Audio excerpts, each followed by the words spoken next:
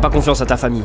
Il était extrêmement tard dans la nuit. Mes parents étaient sortis et je restais seul à la maison. Depuis quelques semaines, mon oncle passait les vacances d'hiver. Mes parents l'aimaient bien parce qu'ils le trouvaient drôle, mais moi je le méprisais. Chaque jour, il me lançait toujours ce regard horrible. Cela a commencé en direction de mon visage, mais plus il regardait longtemps, plus il regardait vers le bas de mon corps. Dégoûtant. J'ai essayé d'en parler à mes parents, ils ont simplement ri et ont dit qu'il plaisantait probablement ou quelque chose du genre. Il est parti un matin sans que personne ne le voie. Il a laissé un message en me disant qu'il avait quelque chose à faire pas loin. Je me rappelle pas où. Puis j'étais tranquille en regardant Netflix et en chillant. D'un coup, je reçois une notif sur mon portable. C'était une demande sur Snap et je me suis immédiatement détesté quand j'ai accepté. J'ai été un peu distrait en regardant Netflix, donc j'ai accepté et j'ai attendu que le gars qui m'avait ajouté réponde. Il me dit salut, puis je me suis giflé, mais j'ai quand même répondu salut. Il y a eu une pause pendant un moment, pendant que son bitmoji attendait sur l'écran en me regardant. Il a tapé. Tu as l'air vraiment sexy.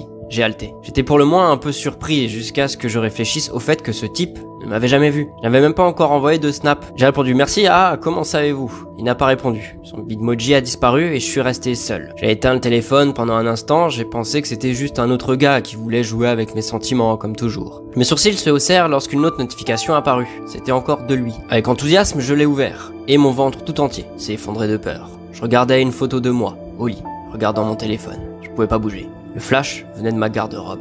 Qui est là? Pas de réponse. Papa? Maman? Et la porte de l'armoire commença lentement à s'ouvrir. J'ai vu l'éclat d'un visage émergeant de l'obscurité. Mon oncle me regardait. Sa bouche s'élargit en un sourire épais et révoltant. Bonjour Jeanne. Avec précaution, il sortit de l'armoire, s'étirant tandis qu'il posait chaque pied, un à un, sur le sol. Il laissa le téléphone tomber par terre. J'ai été si patient. Je le regardais, mes yeux remplis de terreur. Je frémis et recule, me glissant de l'autre côté du lit alors que j'essayais de m'éloigner de lui. Sous les couvertures, je tenais mon téléphone. J'ai commencé à enregistrer un message vocal. T'es un sale type! Il gloussa et bougea sur place. Oh, comme tu m'excites, comme tu m'as toujours excité. Son rire s'arrêta brusquement, tandis que son visage s'affaissait. Il m'a regardé avec avidité. J'ai senti les larmes me monter aux yeux alors que j'atteignais le bout du lit. J'ai dû me lever. Alors que je quittais le filet de sécurité de mes couvertures, je reculais jusqu'à ce que ma colonne vertébrale touche le mur. Il sourit. Il commença à fouiller dans sa poche. « Ne le fais pas !» je crie. Il m'a ignoré et a continué à me regarder alors qu'il se dirigeait vers le lit. Assez vite, il l'atteignait et grimpa dessus, se déplaçant lentement, prudemment, comme pour ne pas me déranger. Sa main resta dans sa poche, enfermée, attendant. 2 jours, Jane. J'attends depuis 2 jours dans cette foutue armoire. Mais je l'ai fait pour toi, tu ne vois pas ça? Ma peau se crispa de peur, alors que je l'imaginais en train de me regarder dormir ces 2 nuits. Me regarder, me changer. « Pars !» je lui ai crié dessus, alors qu'il descendait du lit.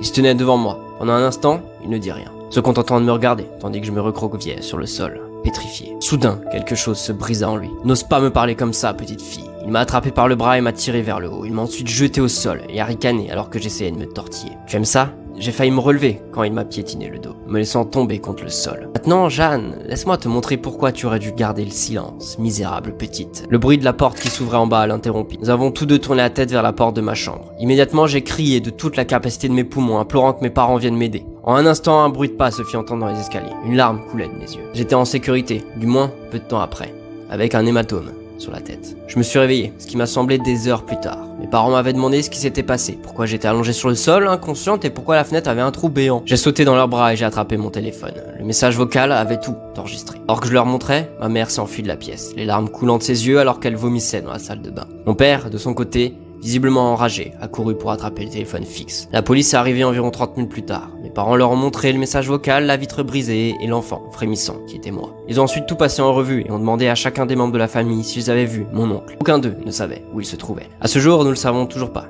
Il a disparu le matin même. Depuis, je suis resté à jamais endommagé. Je ne fais confiance à aucun homme de ma famille autre que mon père, et ma garde-robe a été démolie et retirée de ma chambre. Pourtant, chaque nuit, je vérifie partout.